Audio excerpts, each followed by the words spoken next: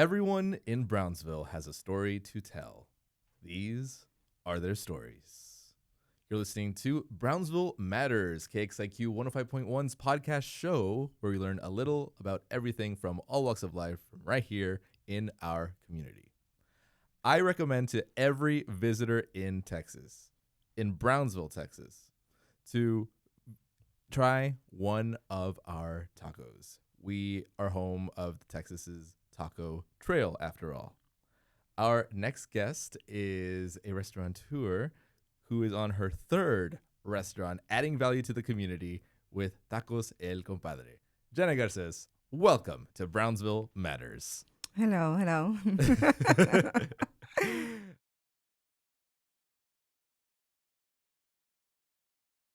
I'd like to start things off with a fun curveball question to get the creative juices flowing to all of our guests here.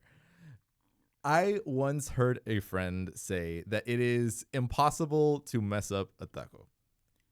Is that correct? Or is there a way to maybe overdo something or underdo something to make a taco not look good? No, I think no. It's a tradition. It's adding that avocado and cheese to make it good for myself and for Brownsville itself. That's the tradition. But every taco that has that, it's gonna be good, I'm assuming. Oh yes, the combination of flavors. It's perfect. What's your personal favorite? That's a secret. Oh. That's a secret from the business. Oh, okay. But do you say that because is it like your business is a signature dish, or what do you mean by that? Well, we have a lot of variety, but the tacos we sell a little bit of different kind of tacos, including barbacoa. What is it? Pastor, bistec, the traditional bistec with raw onion, the cilantro, avocado, and the cheese, and tripa, crispy. So it's I think they all taste good. I know they all taste good. Oh, yes. I'm just now realizing that I should have eaten breakfast before because now I'm getting very hungry. You should have let me know. I would have taught you some. Next time. Janet, let's talk about your origin story. Are you originally from Brownsville, from somewhere else? How did you grow up? What was life like? And where did you pick up being a restaurateur along the way? My mom started, like I said, in 1990. She started working at Easy to Go Tacos on Southmost, on 24 Southmost. She started working, I think, on 1987, more or less, 87. And then while she was working, she had two jobs, Levi's and working there. So she got the opportunity of getting the business itself. Instead of a waitress, she got the business. Wow. And then she picked it up. The famosos flautas. I don't know if you heard about those ones on Southmost. So after that, we grew up. I had three brothers, and within a few years, she wanted to expand the flautas itself, the restaurants. So then she put to each brother she put a restaurant here on on Brownsville. And now we all have different restaurants. Easy to Go Tacos, 1, 2. It just goes on. We started, like I said, in 1991. And then myself, I did my mom helped me out with a restaurant, which is Easy to Go Tacos number 6. We did it I moved to Harlingen because it was already packed. I mean, in every place you would go here on Brownsville. Yes. There was one restaurant of Easy to Go Tacos. So I moved over there to Harlingen, and it was a pretty big business as well. And I would sell tacos. I would sell tacos. I would sell flautas. I would sell tostadas. I mean, it was my menu. It was pretty expanded. And I was there since 2006 until 2016 until 2020, until COVID time. What is it? Exactly on COVID time, my business caught fire. No. Yes, and they said it was something electrical, but I mean the business was going good. Everything was going.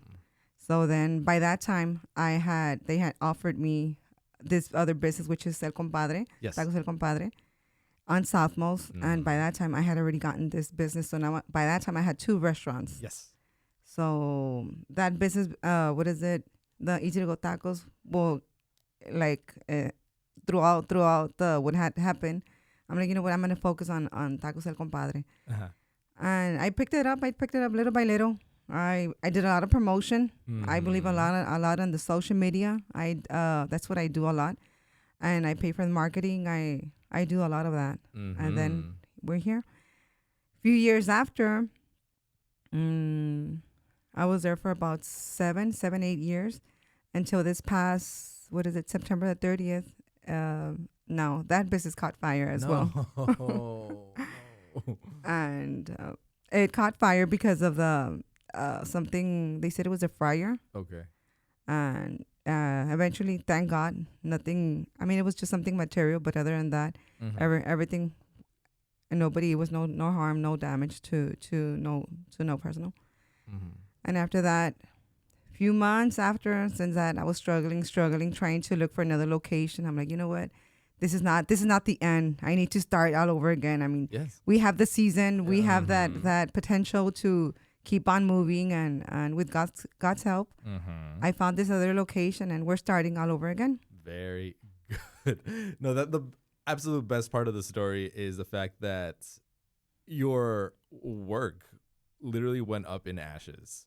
Not once, but twice, but you did not give up. That's an amazing message. Yes, and it's been very hard. My employees, I have a total of 11 or 12. Oh, very good. And they actually waited for me throughout this time, which is 4 months. And they stated, we have the season. I mean, we all work and we're a family. And because, I mean, I don't think they're just workers. They're thinking more like, I see them more as a family. We every time let's say on December, I make them a posada. I always try to have them very close to me. So I think that says a lot. But we're there. I open very early in the morning. I sell a little bit of everything. We have flour tortillas, you name it. Anything you want, it's there. Anything Mexican. Yes. No, that's very important. I'm a small business owner myself, and it's key to have that type of relationship with your team, because you could be out and about, and they will be more eager to represent you in your absence. Maybe you have to go elsewhere. Maybe you have an event for your daughter at school, whatever it may be. If they have that positive relationship with you, para seguir adelante. As we say.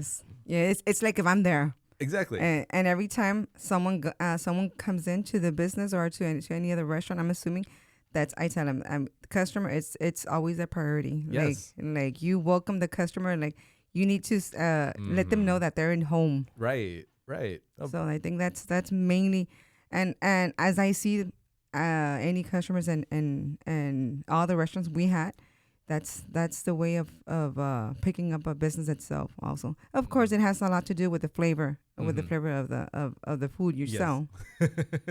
But knowing Southmost has every restaurant, I think should be good. It's funny. I was in a fun spirited debate with my father exactly about that experience versus flavor, because I'm about to introduce coffee in my business, the bookstore. He's more of the idea that flavor should be key, where I'm more of experience should be a little bit better than that, because that is what gets people to take a photo and then share it on social media for free advertising. Correct. You're totally right. I'm also curious, how is Harlingen different than Brownsville? It is quite a bit different. Over there in Harlingen, tacos are more made with just with 2 tortillas and just cilantro, raw onion and cilantro. Okay. That's I don't know. It's from Harlingen to more or less to McAllen. Here in Brownsville, we all make them with of course the meats, Mm-hmm. the cilantro, the avocado, and the cheese. So it's more over there. I would sell. We would have more lunches. I don't know if you've heard of the lunches, Mhm. estilo progreso, something Okay. like that. So it was different, totally different from what we hear. Mm-hmm. And I stick more to my area. Yes. And I feel that over there, you're doing it for a different community in mind, whereas here you're doing what's natural to Correct. you. I don't know if I asked this before, but at what point in your life did you specifically pick up tacos and why? At what point of what I'm sorry? Yeah, at what point in your life did you decide, okay, I'll do tacos and not burgers and not... My mom, she actually started. We were probably like 11 or 12 years old. Yes. We were going to school, and she would push us. Like Mhm. we would wake up every morning at 5:30 or 6. Come on, help us do flautas. Mm-hmm. We would make the flautas early so she could open at 10 a.m. And before going to school to middle and to high school, we were already we had already made so many flautas to sell at the business. Mm-hmm. Now there she would also sell tacos, so she's the one that actually taught all of us. Wow. So she's the humble one. She's the one that basically initiate everything. Mm-hmm. And where did she learn? She's from Mexico, from okay. San Luis. San Luis Potosí. Yes. Very good. Yes. Do you feel that the tacos from that part of Mexico, which is to our listeners, southwest of Tamaulipas, are they different than the tacos in different parts of Mexico? Let's say. It's been forever that I don't go to over there to Mexico. I mean, I cross the border, of course, to Matamoros, but Yes. it's rare. We don't go out to eat. Believe it or not, we don't go out to eat over there in Mexico. Mm-hmm. It's I haven't had a taco over there for a while, so I think it's mainly the same. Mm-hmm. Can't go wrong. Mm-hmm. Yeah. There's this one book that I'd like to get my hands on. It's literally called Tacopedia. It talks about all the different varieties of tacos that you see in Mexico. This is the first time where I hear tacos from San Luis Potosí, and I'm sure you carry that tradition in some way at El Compadre. To again add a little bit of flavor to the taco scene here in Brownsville.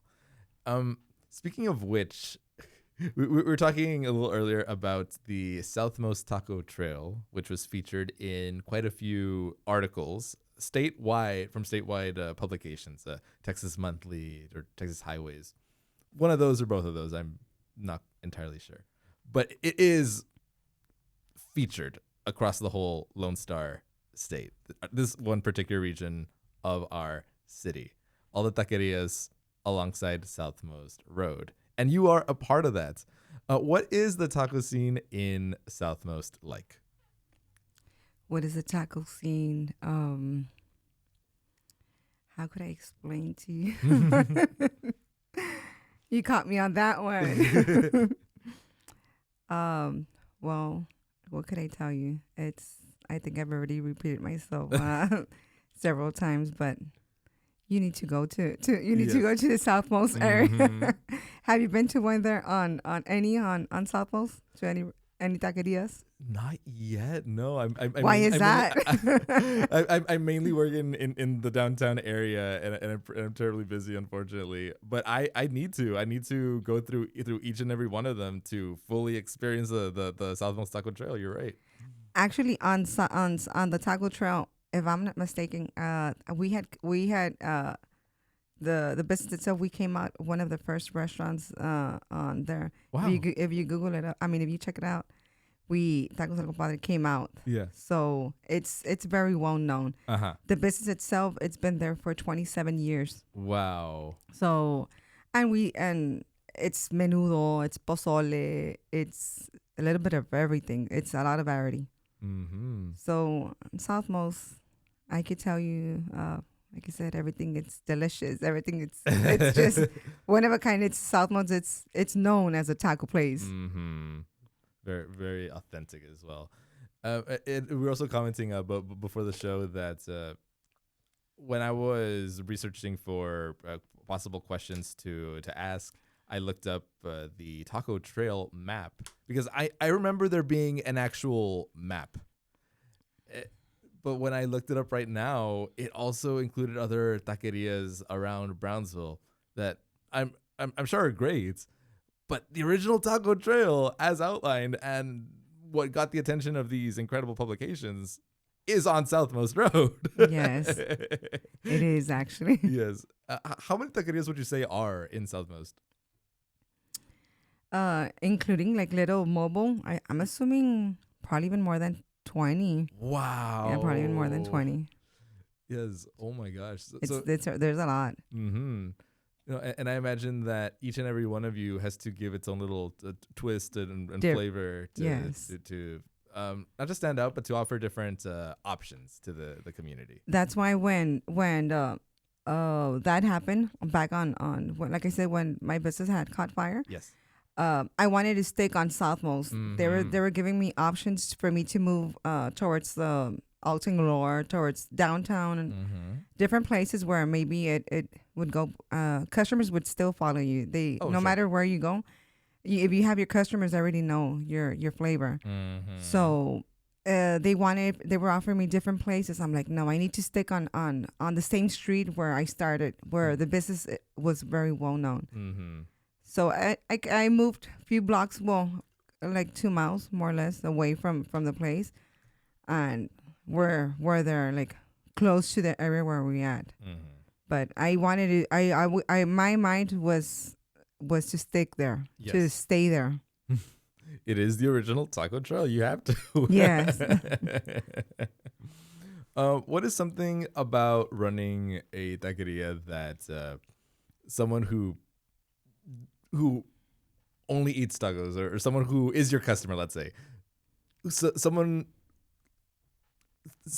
that they may not expect is the biggest challenge about running a taqueria? Something that may not expect as a client or as a owner. Yeah, like for instance, what would I not expect for you to face as one of your challenges of running a taqueria? It's being an owner. It's starting all over. It's quite a bit. It's stress. Mm-hmm. It's stress. It's you have a lot of pressure. Starting because you know that this is already, like I said, my third restaurant, right. and I need to do a lot of promotion. I need to attend that customer, make sure that customer is going to come back, make sure that he has the full service, make sure he eats good, make sure he loves our food and loves that plate, and offer him the best tacos that or breakfast or good quality of good food that I know he's going to come back. So it's a challenge having new customers in, because you want to make sure that they like the food. For sure. Yeah, you need to make sure that they're satisfied. You need to make sure that they're going to come back. So it's a challenge. It's every day. It is a challenge. Mm-hmm. Yeah, no, especially because you serve people from all walks of life, and you want to ensure that they have the best experience possible. Exactly. Because, like, as you say, first impressions matter. Yes. And that also includes small businesses. I always tell my employees, un cliente se enamora por la vista. Sí. Se enamora por la vista. Si tú le das un platillo, Ajá. es el buen servicio, sí. y es el lo que se va, o sea, el plato tiene que ir bien limpio, o sea, tiene que ir, o sea, bueno. So that's the way I tell, because whenever I go to any other restaurant, any other business, if I see a plate that I mean, it's I mean, quite a bit bad, it's all dirty, and no, I won't go there anymore. So that's what I tell my every one of my employees. Make sure that customer comes back. Mm-hmm. Yeah, and it's always for the little things that they get you. You can look up any business on Google Maps. Sometimes they'll come up with the most random things on the 1-star, 2-star reviews. And look, we're all gonna get them. Exactly. It's part of life. We're all gonna get them. But I feel that it is in our best interest as business owners to ensure that the likelihood of that is as small as possible. Exactly. Yeah, and it's all by sticking to our talents, our principles to not just deliver good food, but deliver a great experience for the customer. Exactly. We've had customers. It's that's very normal. Some customers, they don't like maybe the same season as other restaurants they've gone, and no matter if you give them the best service or the best quality of food, it's just sometimes they give you, of course, a bad review. It happens, but we're still there. Yes. We still try to give them the best of us. Mm-hmm. Jenna, have you ever who would you say are your most interesting regulars at El Compadre? Who is what? I'm sorry? Your regular customers. Oh, I have a little bit of everything. I have in the morning, it's more elderly people in the morning, because I open at 6 in the morning. At 6 in the morning, and I have that breakfast with that as coffee, and then I give out what is it, fresh bread. So those big old tortillas, handmade, so flour tortillas. So it's mainly in morning, and then at what is it at lunchtime?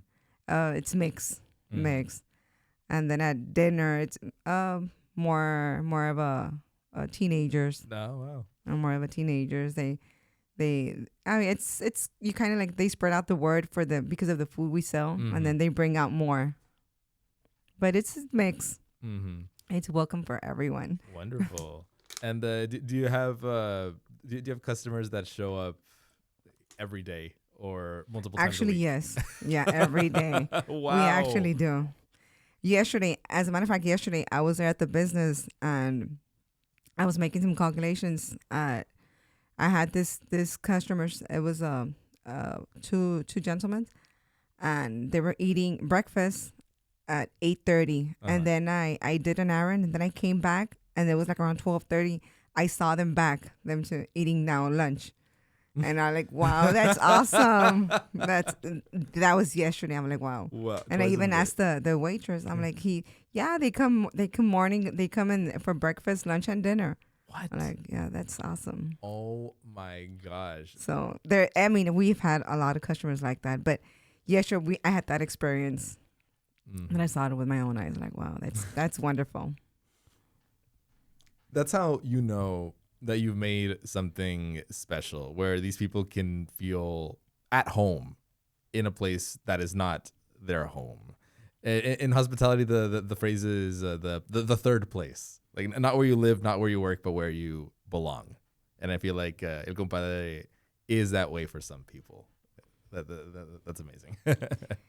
We do catering, and we do a lot of catering as well. We the tacos, I do it myself. I go with with just one employee, and we serve to different parties, of course. And the tradition, I think the tacos there at the grill, oh my God, they're just it's the same flavor, but it's adds a little bit extra to it. So it's a lot of quite a bit difference. Just in case, whenever you go to a party, ask for that additional extra grilled onion. Oh my God, that's just delicious. Now you're making me hungry. We're in the same boat.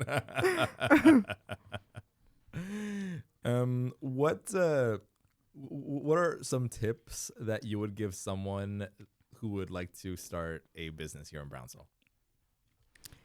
Some tips. That's a good one. Well, I myself,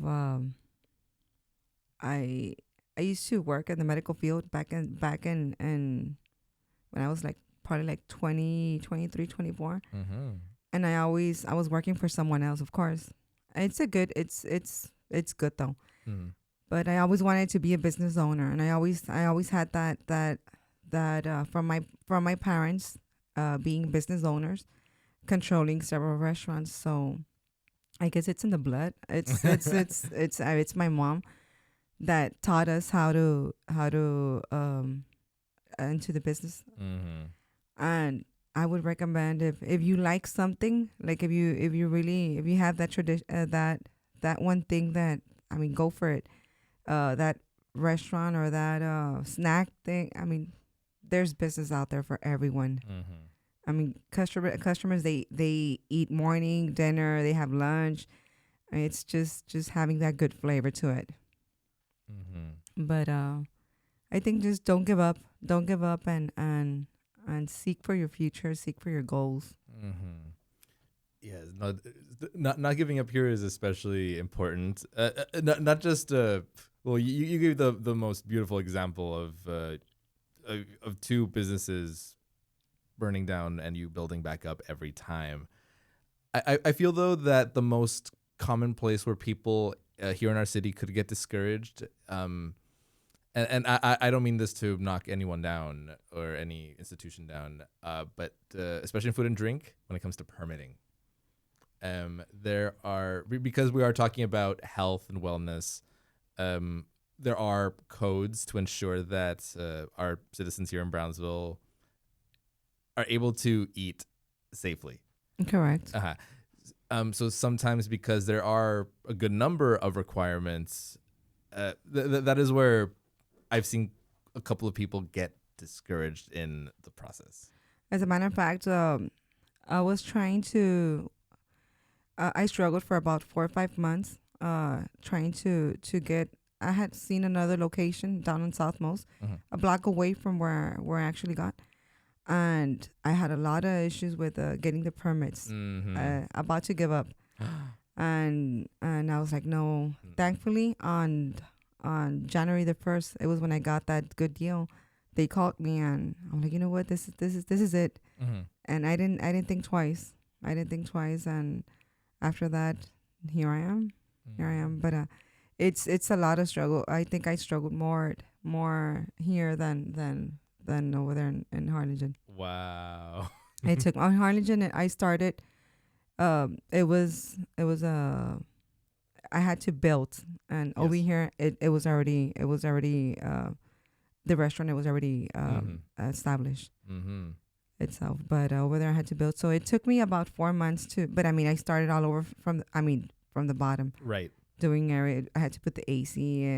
It was a lot of investment. And over here, of course, it's a lot of investment as well. But it was already made, the restaurant. There used to be, I think, another restaurant back in the day.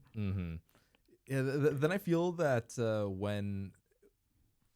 Okay, so you mentioned something very interesting just now, because when you build, you have the steps in front of you, and it gives you the opportunity to build exactly as they want to over there in Harlingen. But here in Brownsville, what sometimes happens, and in a lot of cities with like grandfather rules, they make a rule, but if the business already existed, it doesn't have to follow it. I think it's called like legal non-conforming, something like that. And it is allowed to continue to operate. Yes, but correct. then if a new restaurateur comes in like yourself, then you have to abide by the new rules to get the new codes, permit. new rule, Right. everything. Right. Yes.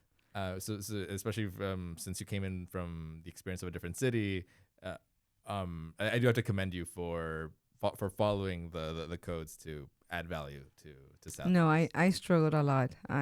For this past one, I had to hire an architect that would submit everything through online. Now everything it's online. Yes. And then you have to wait for the next 10 to 15 business days. Okay, then they would have me back and forth. I'm like, oh my God. And then I had the pressure of my employees. When are you gonna open? Oh my gosh, yeah. So it had a lot of pressure. Customers that I would go to the stores, ma'am, they said, when are you gonna open? They said, we already missed the taquitos. We already missed. Yes. So I wouldn't. The first few months, like, I didn't want to go out nowhere because I was like, oh my God, what am I gonna do? I mean, I need to move quickly. I know exactly what you mean. Janet, what would you say is the best tidbit of advice that someone has given you that you can impart on our listeners here in Brownsville? The best advice it's my mom has given me. It's always to never give up. Always to pray every morning. I pray to God every morning. I put my business, I put my daughters, I put everyone into prayers, and I think that's the main source of continuing to keep on, to move forward. No matter there's not always going to be a good day. It's not always like that. There's always good and bad days, but always see positive. Always think positive. That's and I think I have a good potential to move forward. Wonderful. Who do you credit the most to make you the woman you are today? My mother. She has helped me a lot. I adore her. Like she's the one that has helped me and has pushed me into the business. And because of her and because of her, I'm here where I'm at. So I think I would give all the credit to her. You make me feel fuzzy. It's true. I mean, like, of course, being a business owner, it's a lot of like I said. I mean, it's she. At first, when we had started the restaurant, she's been in the business for the past since 1992. So it's been quite a while. Wow. And she was actually one of the first ones on Southmost. It's very well known because of the flautas. And ever since that then, I mean, I used to work there. I used to, at age 13, 14, I used to be the cashier there. And the line, it would run about 15 to 20 customers. The customers, there would be on the following, there would be like another street waiting. I would give them like little numbers. Wow. And I would like over the intercom number so-and-so. I mean, it would be packed. Yes. It was just so many customers when I used to back in the day when I used to work. There weren't so many taquerias back in the day. That's when I'm 41 right now. That was when I was 12, 13 years old.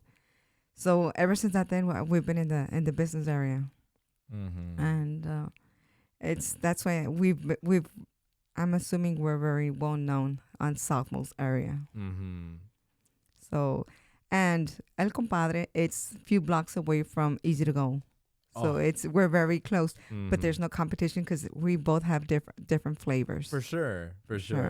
Yeah, I was also about to bring up the idea of abundance mentality when it comes to business. I feel like a lot of business owners, especially new business owners, they may fall into the trap of, oh no, there's another taqueria 2 blocks down from me. They're about to open. What will I do? No, but with abundance mentality is, wait, I'm gonna open where all the other taquerias are at because that's where the market is, and from there you try your best to stand out and offer a different option. And I feel like that's what Southmost is doing incredibly well. Yes, like I said, because there's hardly even more than 20 restaurants there, including mobile taquerias on Southmost. So every different taqueria or restaurant has its own flavor, and I don't think there's any competition within. Even it doesn't matter if you put a restaurant and then a few block or a block away there's another restaurant. So when I told my mom, I'm like, I'm gonna after the incident, I'm like, you know what, I'm gonna look into another restaurant here in Southmost, like stick to the Southmost area because you're known here. So, and like I said, I'm about 4 blocks away from her, so it's no competition or no. We all have different flavors, very different. Wonderful, yeah, wonderful way to show what abundance mentality is. All right, Janet, final question. It's the same final question I love to give everyone. Everyone's given an amazing answer. If you can imagine, Janet, a giant auditorium with 200,000 seats, which is the population of Brownsville, Texas. Every one of those seats is filled with all the members of the community. You're walking down the middle of the auditorium. with a microphone in your hand, and you're given 1 or 2 minutes to say something to the entire population of Brownsville. Janet, what would that message be? God is great. And welcome. And welcome. Don't forget to eat those wonderful tacos. Amen. And the crowd roars. Janet, this has been such a delight. I wanted to chat with someone who owns a taqueria. I also want to get someone on the show who owns a panaderia, because these are the types of businesses that make Brownsville. Correct. Yeah. So thank you very much for joining us today on Brownsville Matters. Thank you. Thank you so much. This is Michael Quantz with the Brownsville Society for the Performing Arts, here to tell you about our podcast, Brownsville Matters. Everyone in Brownsville has a story to tell, and these are the stories. We broadcast these stories every Friday at 5 p.m. and every Sunday at 3 p.m. on KXIQ 105.1 FM on your radio dial. You can also catch these stories rebroadcast on our YouTube channel for Brownsville Society for the Performing Arts. Don't forget to like, share, and subscribe, and smash the notifications if you want more information about these stories that you watch and listen to.